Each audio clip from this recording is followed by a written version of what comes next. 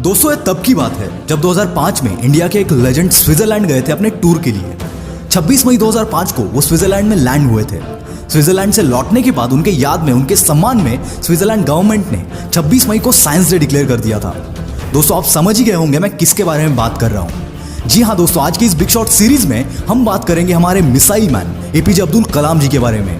उनकी लाइफ की जर्नी और ऐसे ही कुछ इंटरेस्टिंग किस्से अपने अंदाज में मैं आज आपके साथ शेयर करूंगा।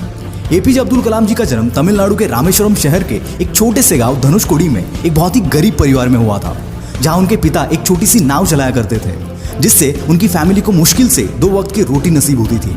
उनके घर में कोई भी पढ़ा लिखा नहीं था, लेकिन उन्हें बचपन से ही पढ़ाई लिखाई का बहुत शौक था।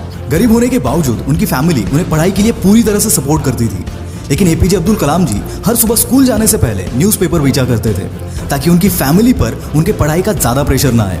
स्कूल में उनके मार्क्स उतने अच्छे नहीं आते थे, लेकिन वो हार्ड वर्किंग स्टूडेंट्स में से एक थे। उनका हमेशा सिर्फ एक फोकस रहता था कि हर दिन कुछ नया सीखा जाए, और इसीलिए वो घंटों घंटों तक पढ़ाई किया करते थे।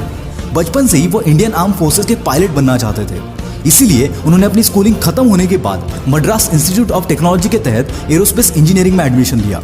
ये किस्सा तब का है जब वो मद्रास इंस्टीट्यूट ऑफ टेक्नोलॉजी में पढ़ रहे थे। उस वक्त वो एक सीनियर क्लास कॉलेज के प्रोजेक्ट पर काम कर रहे थे, और उस प्रोजेक्ट के प्रोग्रेस को लेकर कॉलेज के डीन उनसे बहुत गुस्सा हो गए, और उन्होंने एपीजे अब्दुल कलाम जी से कहा कि अगर 3 दिन में ये प्रोजेक्ट कंप्लीट नहीं हुआ तो मैं तुम्हारी स्कॉलरशिप कैंसिल कर दूंगा। ये बात सुनकर एपीजे बहुत घबरा गए, और उन्होंने दिन रात बैठकर 3 दिन के अंदर उस प्रोजेक्ट को कंप्लीट कर दिया। ये देखकर उनके डीन बहुत खुश हो गए, और उन्होंने एपीजे अब्दुल कलाम जी से कहा कि मैं जानता था तुम्हें वो काबिलियत है, लेकिन मैं ये देखना चाहता था कि तुम में मुश्किल वक्त को सहन करने की क्षमता है या नहीं।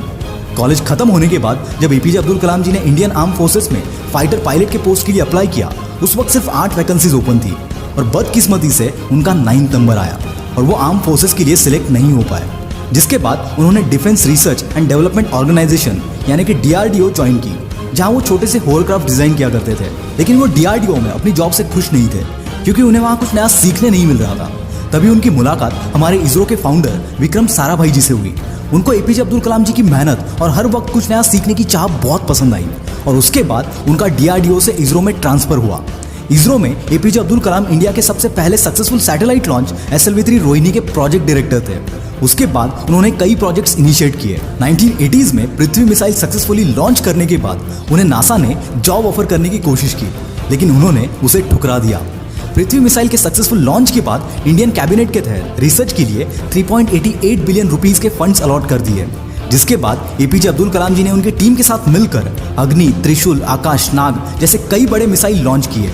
उनके लीडरशिप के अंडर इंडिया को सबसे बड़ी कामयाबी तब मिली जब 1998 में इंडिया ने सीक्रेटली सारे न्यूक्लियर बॉम्ब टेस्ट करके इंडिया को सारी दुनिया के सामने एक न्यूक्लियर पावर घोषित कर दिया, जिसके बाद एपीजे अब्दुल कलाम जी को मिसाइल मैन ऑफ इंडिया के नाम से बुलाया गया। 2002 में एपीजे इंडिया के 11th प्रेसिडेंट बने।